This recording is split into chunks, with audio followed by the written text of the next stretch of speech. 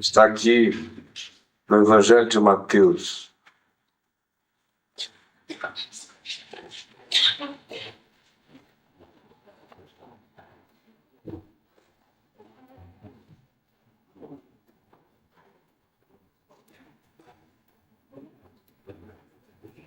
Nós vamos ler no capítulo 20.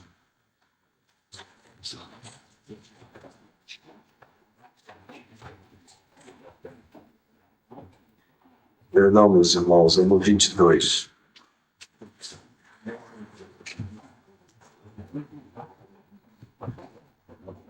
De novo entrou Jesus a falar por parábolas, dizendo-lhes: o reino dos céus é semelhante a um rei que celebrou as bodas do seu filho.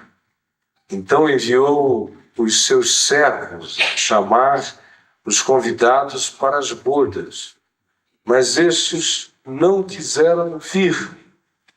Enviou ainda outros servos com este recado: dizei aos convidados: eis que já preparei o meu banquete. Os meus bois e cevados já foram abatidos, e tudo está pronto. Vinde para as bodas. Eles, porém, não se importaram. E se foram um para o seu campo, outro para o seu negócio, e os outros, agarrando os servos, os maltrataram e mataram. O rei ficou irado, e enviando as suas tropas, exterminou aqueles assassinos e lhes incendiou a cidade.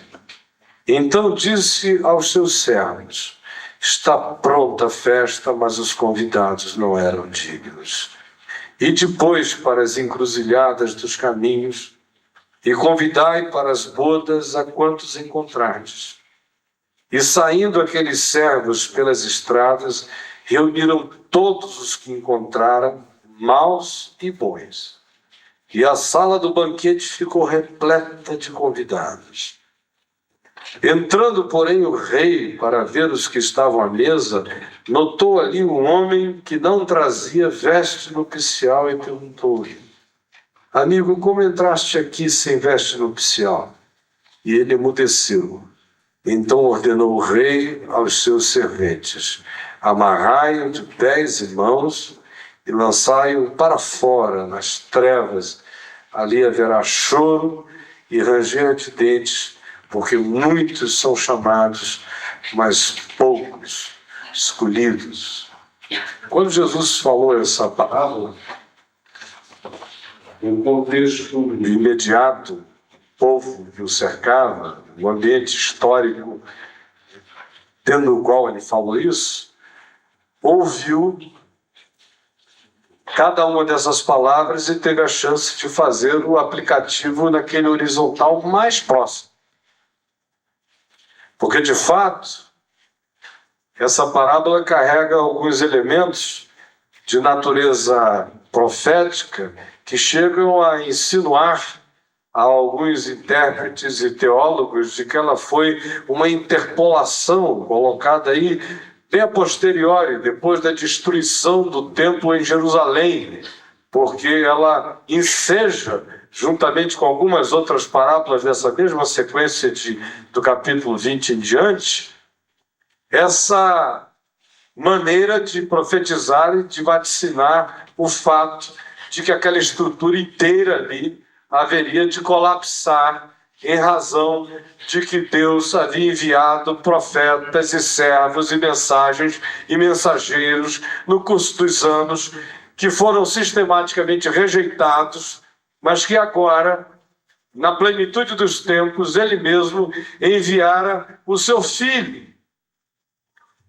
Mas o filho também não foi aceito. E ele vem enviando mensageiros após mensageiros e dizendo que aquela era a hora de ser chegada a ceia e as bodas e que eles deveriam vir.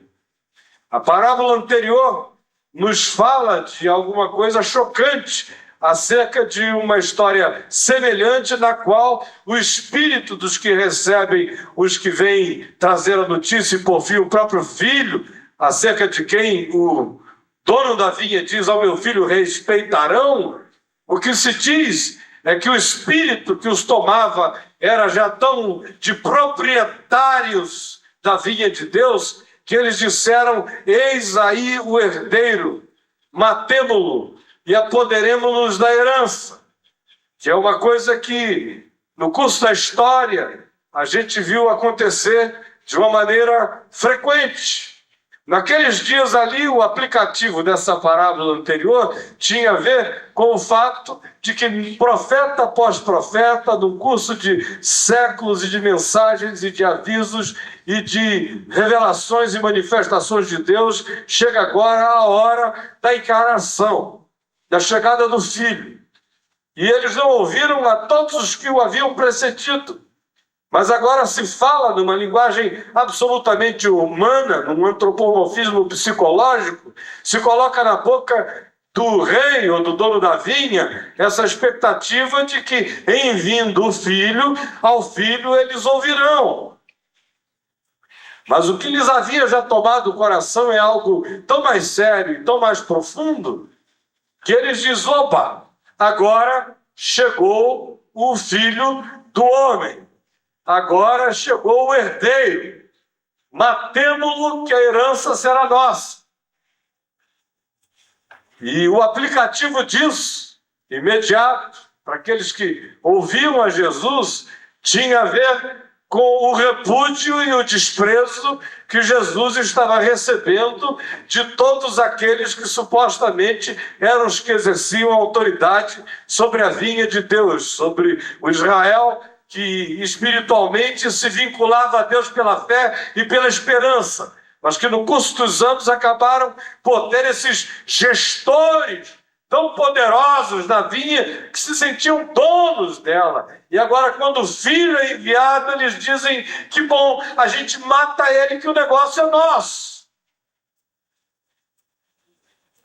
Chega um ponto em relação a Jesus que a questão já não é mais se ele é quem ele diz ser. João, no capítulo 11, também no 12, nos diz que quando Lázaro é ressuscitado, esse fato se torna inegável, incontestável e para além de toda e qualquer possibilidade de dúvida, a ponto de que até os adversários de Jesus dizem, ele realizou de fato algo sobre o que não se pode dizer nada a respeito. E se deixarmos as coisas assim, todo o povo, o mundo inteiro seguirá. E aí virão os romanos e nos tirarão do nosso lugar. E nós perderemos o poder que nós temos e o domínio que hoje é nosso sobre esta nação. E aí vem a trama final da morte de Jesus, na qual, em momento nenhum, é levantada a situação acerca de se o que ele fazia carregava ou não o selo de Deus. Parecia, neste momento, ser algo já diferente dos questionamentos anteriormente levantados. Eles já estavam embasbacados e silenciados, mas havia uma pulsão homicida mais forte, mais profunda, que tinha a ver com o narcisismo que se exacerbara pelo fato de que eles se sentiram representantes de Deus por tantos anos, que agora essa representação se oficializara dentro deles de um modo tão profundo e tão arraigado que eles passam a sofrer de uma síndrome de Lúcifer infiltrada até as vísceras deles. Já não importa se aquele sinal é de Deus ou não é de Deus, se o ser putrefato há 4 dias levantou ou não levantou. Já não há mais a questão sobre a questão. O que há agora é outra questão. Já não há questão. Portanto, a questão é, o que faremos se já não há questão? E se não há questão, o povo inteiro vai seguir. E a ideia é, matemo-lo e apoderemo-nos da herança. Eles fizeram isso. E não foram apenas eles que fizeram isso. O Novo Testamento segue renovando e generacionalmente chamando cada uma geração à consciência de que na sua própria geração esse tipo de homicídio do filho pode acontecer. Esse tipo de surto que toma posse, Davi, que diz, opa, ele mandou o filho, vamos matá-lo, a herança é nossa.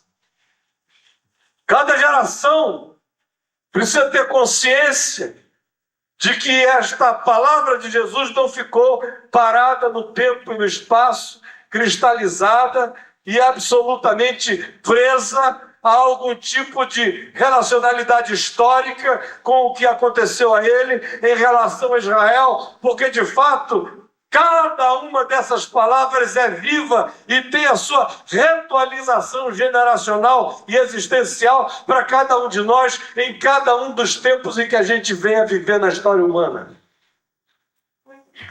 Uma das desgraças que os intérpretes dessas parábolas fizeram no passado foram congelar parábolas como essa, apenas relacionando a Israel, a rejeição de Jesus, a destruição de Jerusalém e ponto. Perdendo a aplicabilidade existencial dela que se renova. Perdendo a psicologia narcisística e diabólica que ela denuncia e que se torna presente em cada nova geração. Perdendo a consciência de que o hábito de dizer, de falar e de pretender representar a Deus na Terra acaba por produzir a maior de todas as psicopatologias, que é esse narcisismo horroroso que faz o indivíduo pensar que ele já tem uso capião de qualquer coisa relacionada a Deus.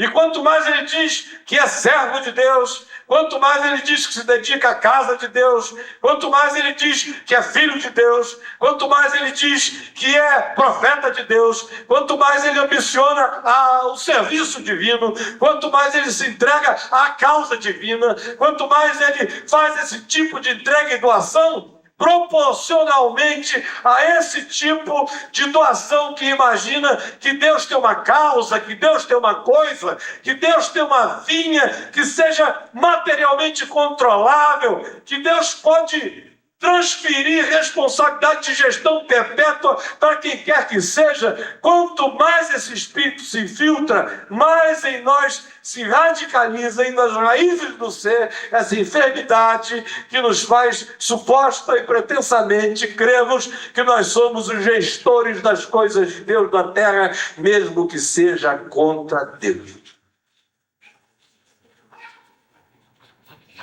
Aí quando vem alguém e prega o evangelho, o indivíduo diz isso é utopia. Aí quando vem alguém e anuncia quais são os conteúdos de vida conforme Jesus, alguém diz isso é absolutamente inalcançável.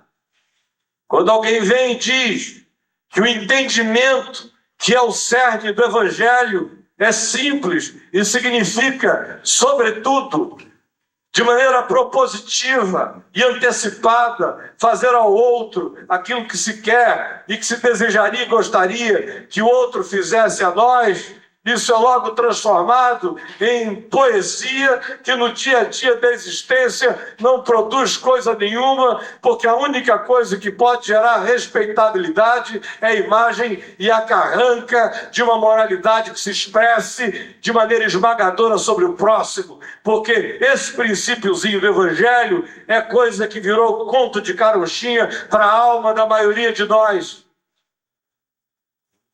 Aí o que prevalece são outras regras. O tempo vai passando e o filho já não tem mais o que dizer para nós. E o pai não tem absolutamente o que falar. E os servos que vêm geração após geração ou são maltratados, ou desprezados, ou mortos.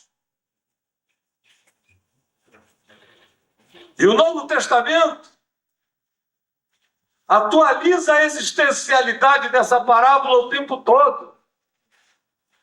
Quando vem e diz, para que nós não pisemos no sangue da aliança. Quando vem e diz, para que não crucifiquemos o Filho de Deus uma segunda vez. Quando vem e diz que se o nosso coração se rebela contra a revelação do Evangelho, criando nós um outro Evangelho, com as adições que nós queremos fazer, a adição ao Evangelho o perverte tanto quanto subtrações a ele. Ele é ele. Não se acrescenta e não se tira. Quem tira sofre o dano do esvaziamento. Quem acrescenta vai sofrer o dano da perversão que gerou e que colocou peso ou colocou qualquer que seja o ingrediente que falsifica o conteúdo que não está aberto para nenhum tipo de alteração. A gente tem esse poder de realizar isso. De jogar o filho fora da vida, a ponto dele dizer: ei, que eu estou à porta e bato. Está do lado de fora. Todas essas realidades que tiveram sua concreção histórica e que estão parabolicamente descritas aqui, não importando a linha teológica que você tem escolhido para olhar o texto, a meu ver, isso é uma absoluta perda de tempo. Eu não tenho, de fato, condições de sair fazendo essa divisão e dizendo até aqui Jesus falou, daqui para frente foi interpolação. Não há condição de fazer isso sob pena de que eu me coloque numa posição em relação ao Evangelho, que eu passo a ser o juiz do que é Evangelho e do que não é Evangelho.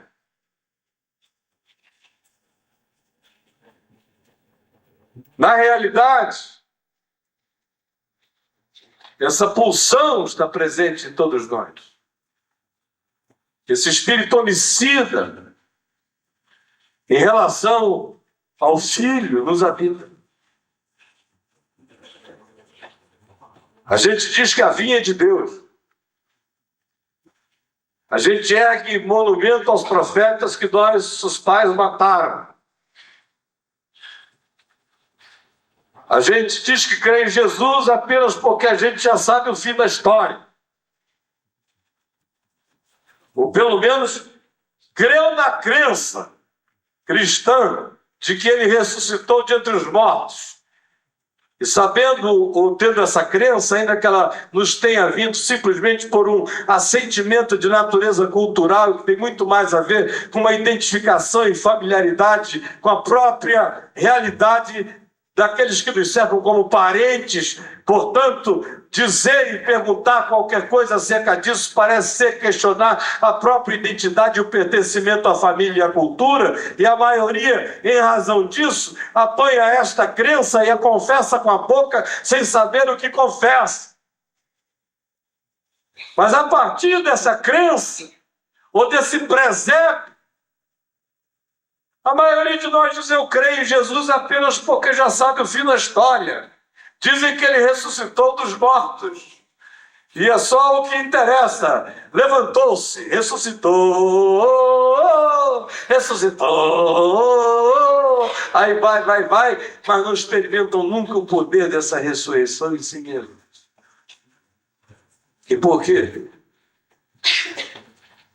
Porque a pulsão que habita cada um de nós, a mais essencial, por mais que a gente não goste, é essa que diz: matemos o filho e apoderemos-nos da herança. Existe algo desgraçado em nós que vai se instalando sutilmente assim. O indivíduo começa em estado de perplexidade para com o Evangelho. Qualquer pingo é letra quando ele vem chegando. Qualquer derrame de amor é um dilúvio de graça.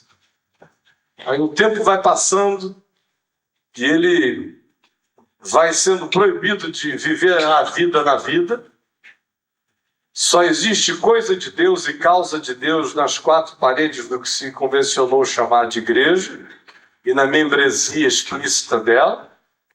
Aí o sonho do indivíduo passa a ser um sonho de alienação de qualquer que seja o relacionamento chamado mundano. Aí ele surta na ideia de que quanto mais alienado, mais santificado ele está. Aí a doença se aprofunda ainda mais e ele chega à conclusão de que se ele fizer algum tipo de dedicação, alguma forma de funcionalidade dentro dessas quatro paredes, ele subiu no ranking de Deus e do Espírito. Aí inicia essa escada de ambições eclesiásticas. Tudo isso começou com um coração purinho, gostando da vinha e da uva que ela produzia. Mas agora ele já não sente mais esse sabor, ele já está sendo enfeitiçado por um outro sabor, o sabor de mandar naquilo que antes era apenas um gosto. E a gente acompanha geração após geração esse surto ganhando sua concreção em sua cara.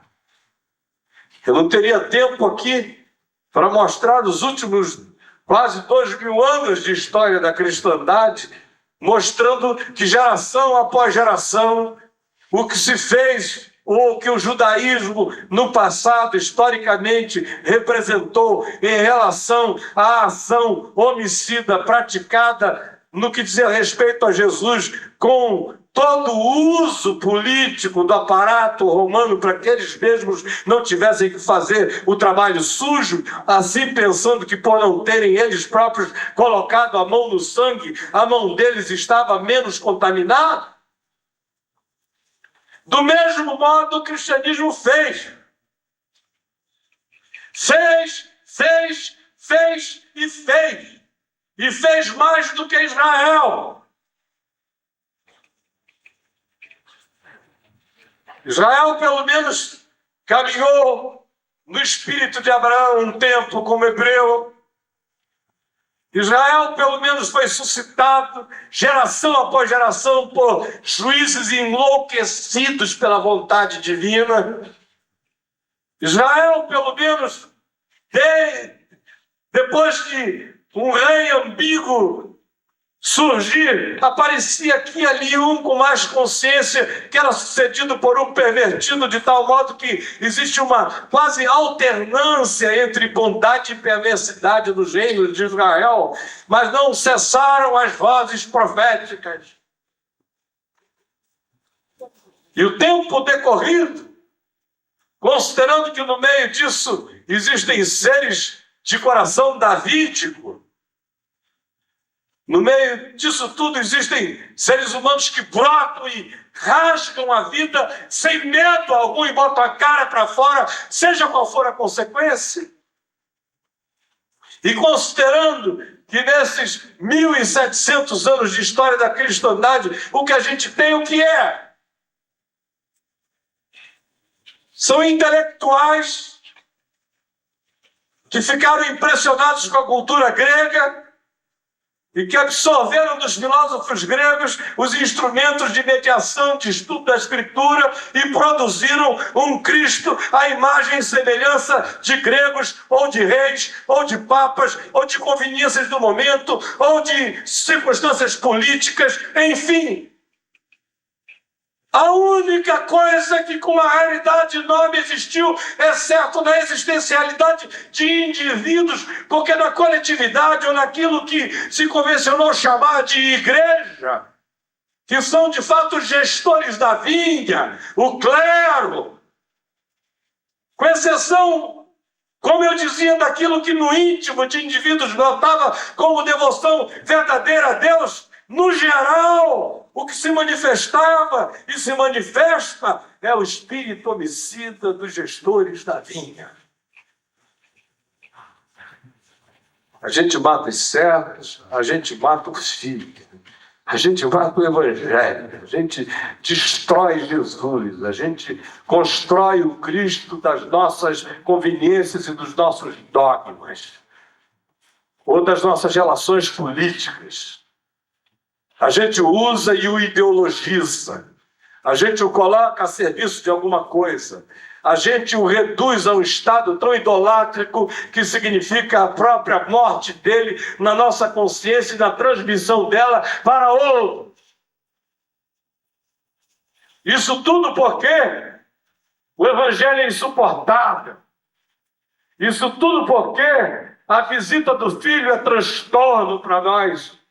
Isso tudo porque ser exposto à graça de Deus é utopia, que não faz sentido e é muito mais cômodo simplesmente nós assumirmos que já ganhamos uso capião dessa espelunca, que agora o negócio é nosso, que a gente diz quem fica, quem não fica, quem é e quem não é. Quem manda somos nós. Nós disciplinamos, nós mandamos embora, nós dizemos que é certo, nós dizemos o que é errado, nós dizemos quando Deus está presente, nós acendemos a luz vermelha do oratório, ainda que não seja católico, mas do protestante ou do neopentecostal, quando você diz é sexta-feira de milagres e Deus tem que comparecer, ou ainda como fazia aquele pastor lá de Goiânia, que gravava os programas dele com antecipação, e os meus amigos da TV Anhanguera assistiam semana após semana a seguinte obra de estelionato em relação a Deus. Ele chegava no domingo e dizia assim, gravando: meus queridos amigos, esse domingo de manhã, hoje à noite, no domingo, Deus vai estar realizando sinais e prodígios no nosso meio. Venham todos. Resumindo a história. Na segunda, que acontecia 5 minutos depois do programa que ele tinha acabado de gravar, uma sequência que gravava a semana inteira, ele dizia: você que não veio ontem perdeu, cegos viram, mudos falaram, surdos ouviram, mas vem amanhã porque Deus vai estar fazendo. Aí 10 minutos depois, gravando, aí lá começava ele: quem não veio ontem deixou de ver aquela velhinha que se levantou da cadeira de rodas, e assim o cara ia contando em advance tudo que Deus teria que fazer e que não faria, mas se não fizesse não tinha problema, já tem gente contratada para o momento da cura. Tem até aqueles que se auto-justificam dizendo: não, eu pago mesmo alguns para se levantarem, que é para ver se dá uma força para os paralíticos de verdade.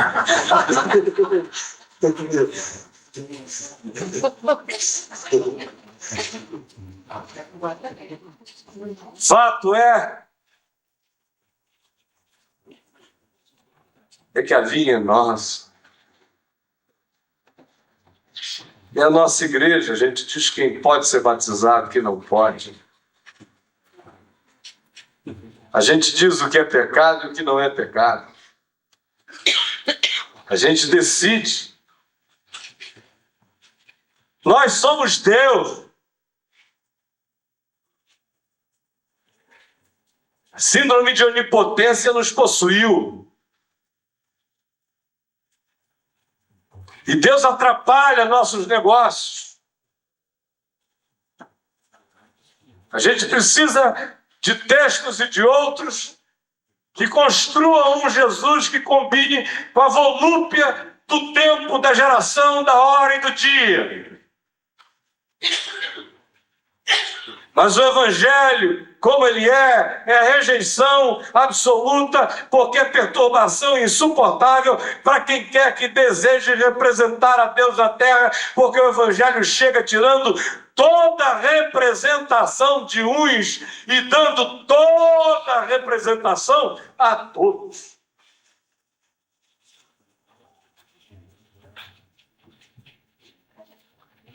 Porque ele é Pai de todos, e age por meio de todos, e está em todos. A Ele, pois, seja a glória eternamente. Amém. Mas a pulsão que habita o coração de cada pastorzinho no seminário, às vezes eu fico vendo, o cara chega aqui crente que está me dando uma notícia grandiosa. Eu fico olhando assim com uma pena. Pelo amor de Deus, sendo assim, uma notícia grandiosa. Reverendo. Começa com o reverendo. O meu sonho é ser como o Senhor. Essa semana que eu já ouvi 4 vezes. Ser como o Senhor. Não é nem receber alguma coisa, é ser como o Senhor. Eu queria ser como o Senhor de meu Jesus. Mais um dono, mais um cliente. O cara entrou numa ainda. Ele vai me assimilar. Ele vai se perder.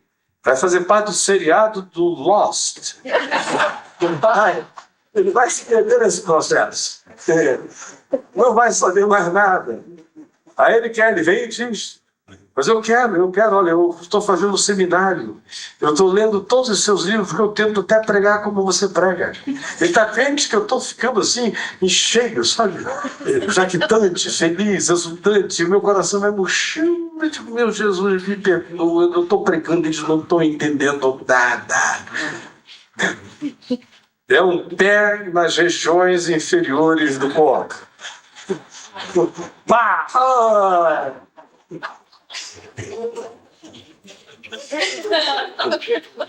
É um horror. Tu não entende. Aí você começa a ver a descrição do caminho do indivíduo, do que ele sonha. Ele sonha ser dono da vinha. Ele acha que eu sou dono de alguma vinha. Ele pensa que é isso. E aí ele diz, eu quero chegar lá. Aí eu digo, onde, irmão? Esse lugar onde você chegar não é lá, foi. Quem chega lá já não é.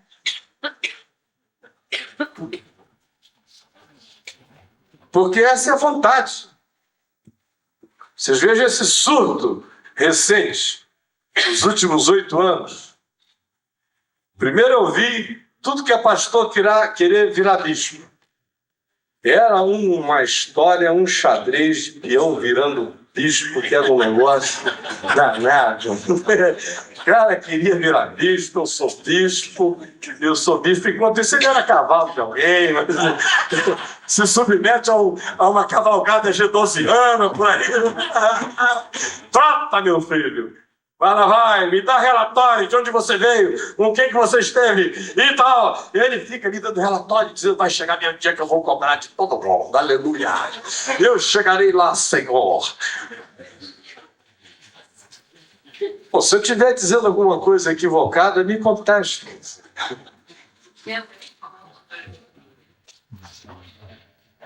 Com toda a liberdade, mas também com verdade. Aí você vê o processo, a indução toda, é para ser dono da vinha de Deus.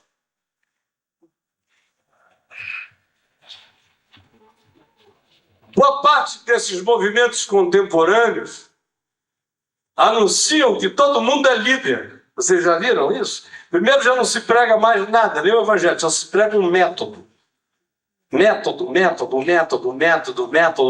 é mensagem, o meio é a mensagem. É a vitória da imagem sobre a palavra, do marketing sobre a verdade. É o método. Você é líder, você tem que ser líder. E o cara fica achando que ele tem que ser líder. Eu sou um líder, meu Deus, eu tenho que liderar. Eu preciso liderar, eu preciso arranjar mais 11 para dizer sim, senhor, para mim. Que é para eu poder arranjar mais alguns até eu chegar numa corrente de 144 que vão dizer sim, senhor, para mim. E eu vou subindo aí nisso. Quem sabe um dia eu vou virar alguma outra coisa. Bispo desse processo, ou supervisor dessa coisa, depois eu vou me tornar, sabe lá Deus o quê? Eu posso ainda, quem sabe, um dia ser levado à categoria de apóstolo, de pai apóstolo, de avô apóstolo, de tataravô apóstolo, qualquer uma outra coisa, aí nessa sequência que chega ao trono de Deus. E o cara chega ao ponto de atender telefonema do anjo Gabriel, no pleno culto. Como tem um maluco na Bahia. que atende telefonema do anjo Gabriel, no meio da reunião. Toca o telefone, ele nunca deixou o pessoal ver a chamada, de onde ela é eliminada. Até hoje ele não deixou, isso que é um segredo de Estado, é uma coisa assim, particularíssima. O Gabriel usa um número lá, deve ser privado, não reconhecível. Aí ele está pregando, o telefone toca, ele, alô? Já te falei para não me ligar nessas horas que eu estou pregando. Sério? Falei. Tem que ser muito importante, porque o que eu estou falando é importante demais, hein? Sim, isso com o celular ligado. Fala, Gabi. Não, isso aí não tem importância, não. Isso aí, deixa para outra hora. Deixa para outra hora, não é agora não. Tá. Da próxima vez, seja relevante. Porque você me interrompeu à toa hoje. O que foi? Quando eu terminar aqui a reunião, me liga que a gente bate o papo. Tá bom, tchau. É do Gabriel. Não. Quem anda na Bahia sabe que eu não estou inventando nada. Isso é verdade. Não é nem caricatura, não é nem piada. É verdade, é fato, real.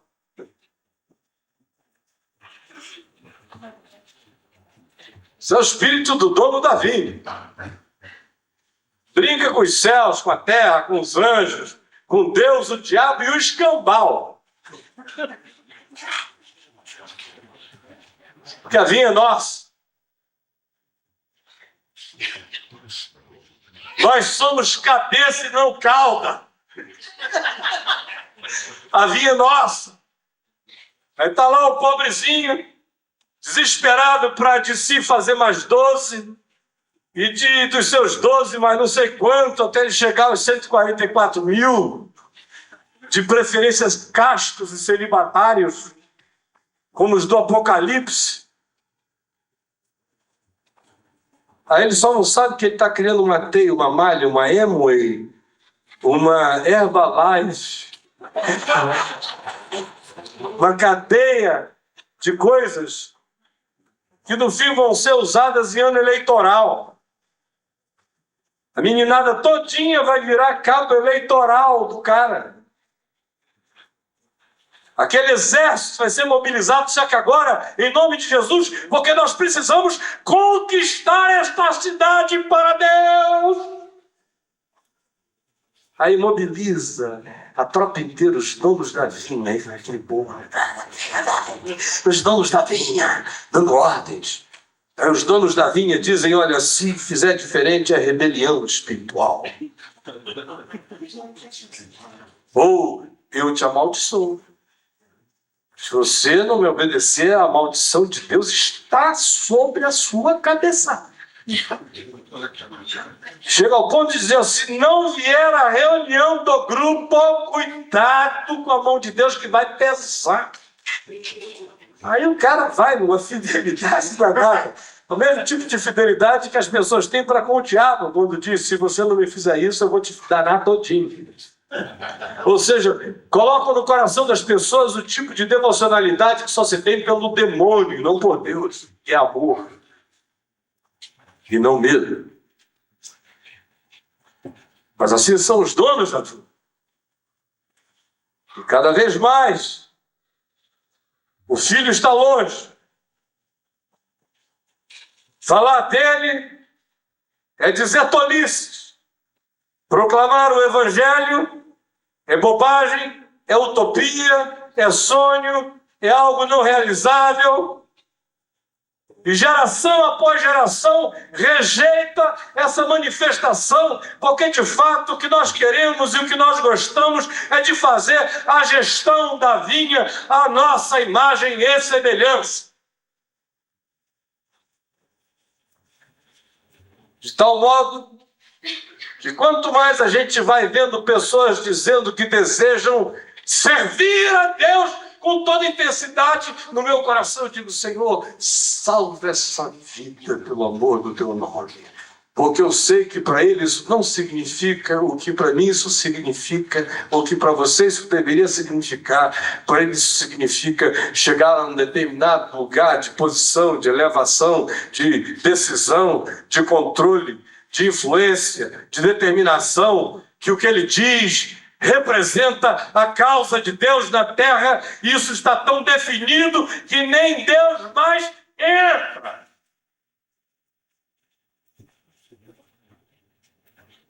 Prova disso é que quando você anuncia a simplicidade do Evangelho, ele chega como escândalo, como choque, como absurdo, como heresia,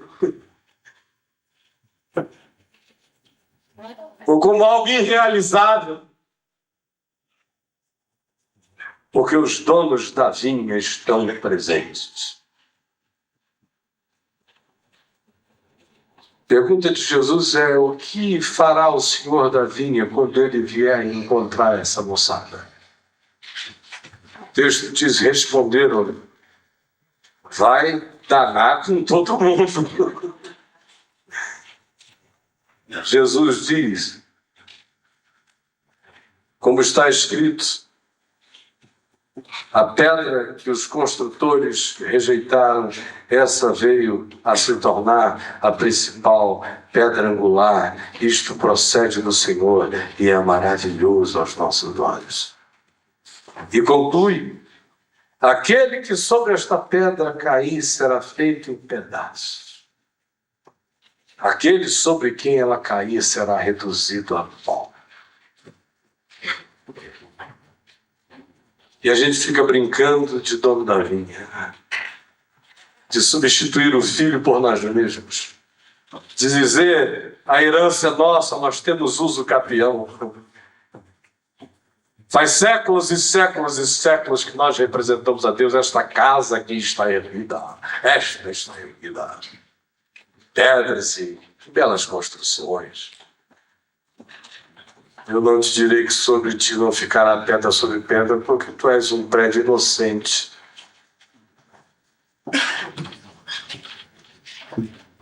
Mas Deus não tem nada a ver com essas paredes, a menos que as pessoas aqui dentro tenham qualquer coisa a ver com Deus. Mas o espírito de dono da vinha é o que prevalece. E eu queria dizer o seguinte: mais de 90% dos pastores neste país estão possessos pela potestade, pelo espírito do dono da vinha, da presunção de serem donos da vinha.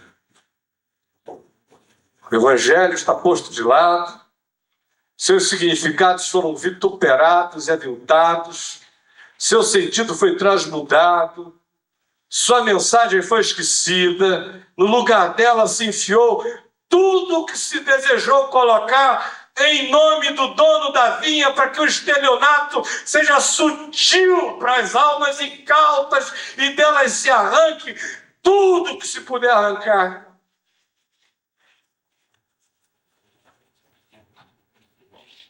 Agora, quem goste disso? Tem doente para todo tipo de relacionamento.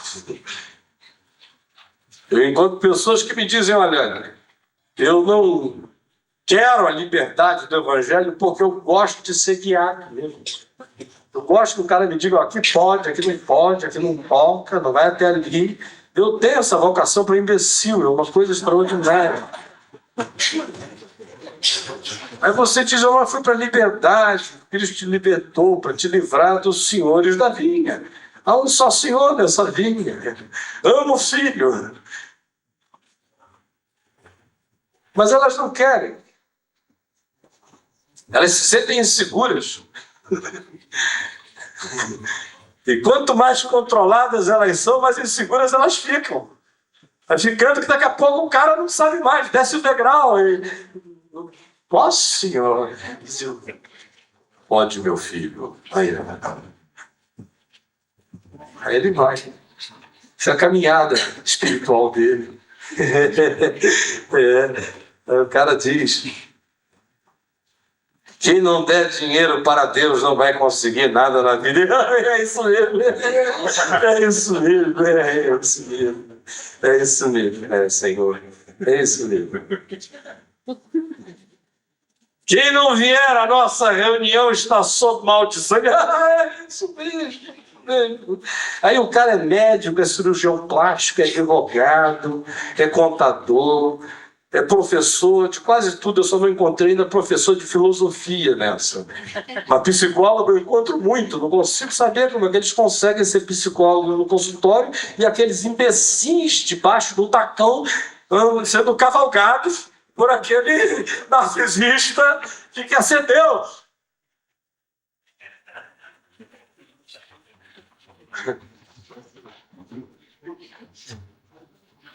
É? Esse balançar de cabeça negativo é consentimento ou é verdade? Hã? Não, é muito pior, eu sou brando. Muito brando. Não tenho a menor dúvida. Se eu começasse a dizer o que é, alguns aqui não iam nem saber o caminho da porta. É?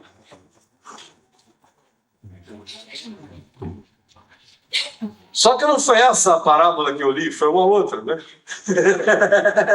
Vocês lembram disso? Essa aqui é a introduçãozinha para a parábola que eu li. É para eu ser bastante rápido na que eu li. Por isso é que a introdução foi tão longa, que é para a conclusão ter sido assim, tão rapidinha.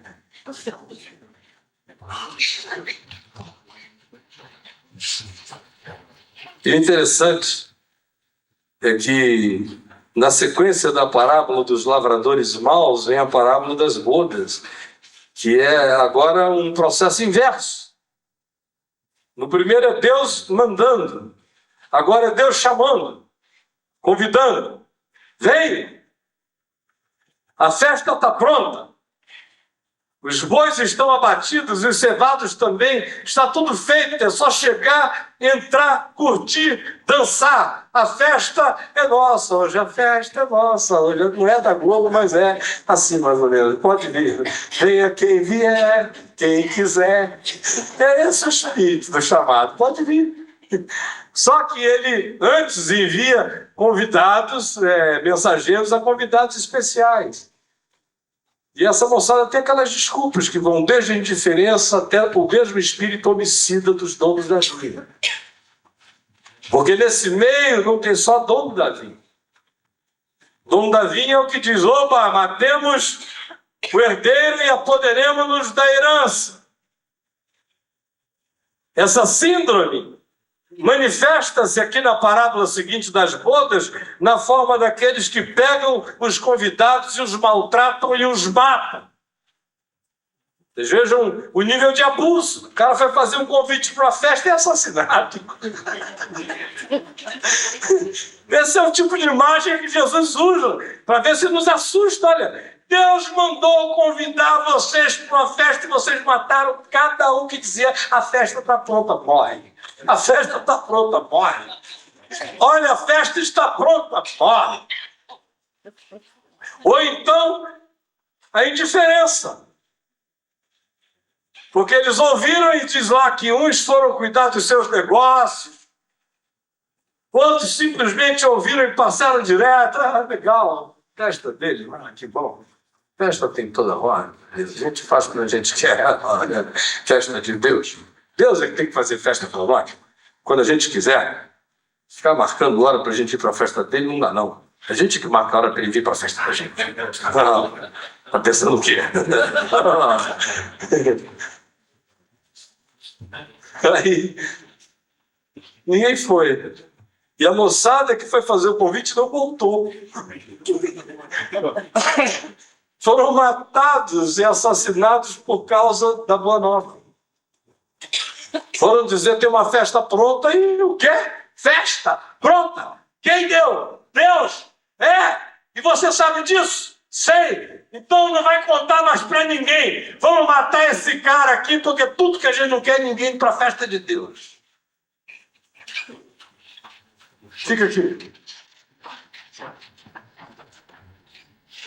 Aí o rei fica irado, manda as suas tropas, e outra vez tem um aplicativo assim, imediato ali, parabolicamente imediato do que aconteceu em Israel nos anos 70, quando o templo foi destruído, as tropas romanas vieram.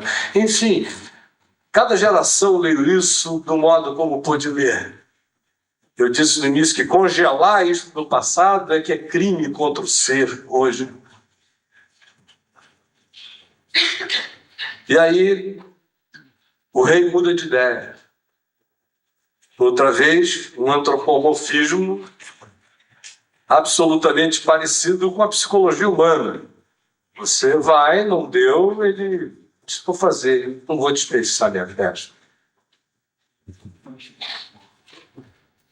Aí pegou alguns convidados e disse, olha, vão pelos pelos. Pega a moçada. Vai ver aquele bando de gente, como eu falei ontem, mencionando o elemento parabólico semelhante a esse que aparece em Lucas, dizendo que é uma reunião patética. Tragam todos os cegos, aquela fila de gente assim, andando uma depois da outra. Ei, meu irmão, você está vendo? Não, não estou vendo nadinha, não, mas tem alguém aqui que está vendo e está levando a gente. Vamos lá, né? Vamos lá. Aí vem os surdos. Aí eu estou falando para ele, vem, lá vem. E aí o outro pergunta, o que é? Não sei muito bem não, mas é legal, vamos lá. Aí os mendigos, os gadarenos, os Raul Seixas das esquinas. O cara tem convicção de que nasceu há mais de 10 mil anos atrás, aceita o convite. Onde é que é? Já fui a muitas festas. Vou mais essa. Festa é comigo mesmo. Onde é? Não quero nem saber quem morreu, eu quero é chorar. Onde é que é a festa? Ela vai, vem todo mundo, vem piolhado, sargento também. Todo mundo. Saci Pererê, gente de todas as formas, com todos os caroços. Aí fica aquela coisa, imagina, se virasse uma orquestra sinfônica, tinha que ser de Hitler. Ele tinha mania de contratar anomalias para enfeitarem as coisas dele.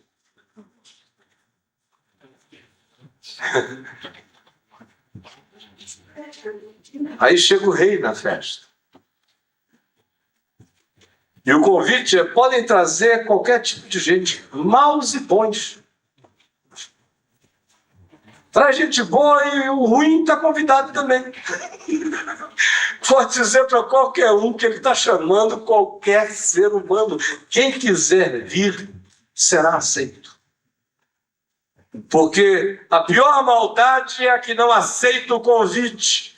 O mal que diz eu quero já ficou melhor do que o presunçoso bom que passa indiferente pela palavra e pelo convite.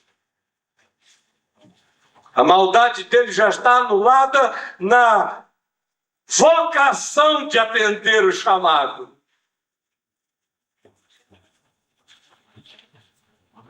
Aí quando o rei entra na festa, vê aquele bando de gente, porque tinha uma coisa que acontecia na entrada. Todo mundo que ia entrando ia sendo vestido com uma veste nupcial. Né?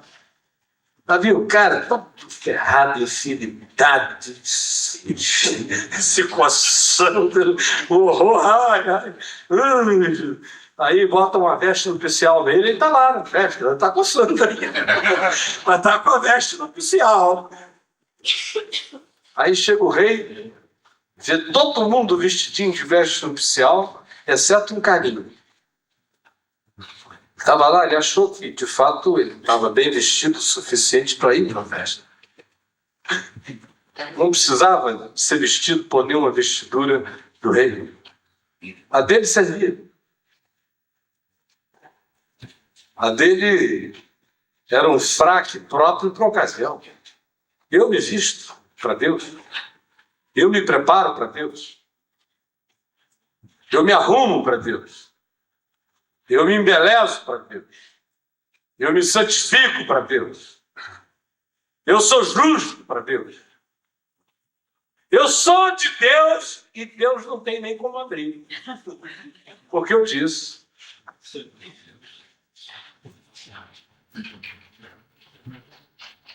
Minha justiça faço eu. Está pensando o quê? A luminescência do meu olhar é fruto de anos e anos de muito jejum. Foi assim que eu conquistei esse modo. O que você está pensando? Eu cheguei aqui porque eu me vesti para Deus.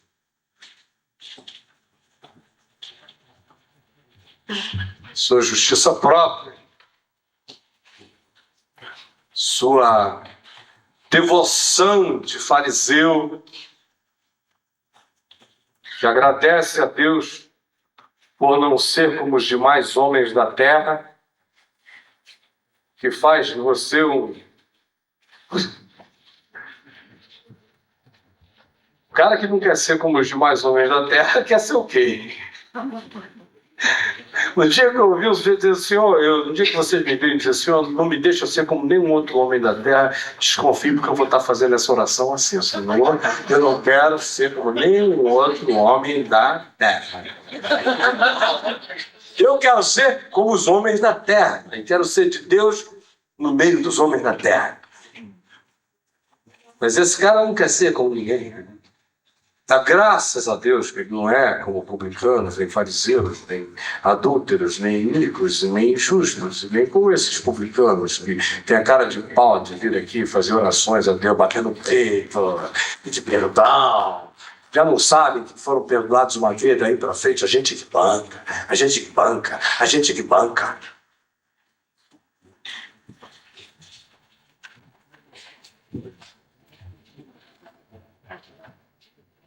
Deus obedece aos nossos comandos. A gente banca. E a gente se orna para Deus. Nós é que agradamos a Deus. Cada uma das nossas ações, dos nossos atos, medidos, pensados, performatizados, imaginados, concebidos. Eu vou fazer isto para o Senhor, Ele vai ficar muito contente comigo. Vocês já encontraram esses caras que têm essa espiritualidade assim toda? Senhor, vou fazer isso para o Senhor ficar contente. Aí o cara vai lá tratando a Deus como um palhaço. Vê esse meu ato, Senhor, é para ti. O cara fica o tempo todo dizendo, não, foi para ti, Senhor. Não, essa glória é para ti, Senhor. Este aplauso não é para mim, Senhor. É para ti, Senhor. Esse é o outro lado da história. O cara que tem coragem de, vem sendo aplaudido, dizer, Senhor, não é para mim, é para ti, é porque ele disse, Senhor, de fato é para mim, mas eu estou transferindo para ti. Essa é a verdade, porque um cara normal não tem essa preocupação. Ele sabe que tudo provém de Deus, acabou. Não tem histórias a contar, tudo vem de Deus. Começar a explicar muito é porque ele acredita na coisa. Mas isso é uma maneira de se vestir para Deus e se desvestir de glória também. Qualquer oposto, qualquer ação nossa que signifique eu estabeleço com a minha vida que está consumado.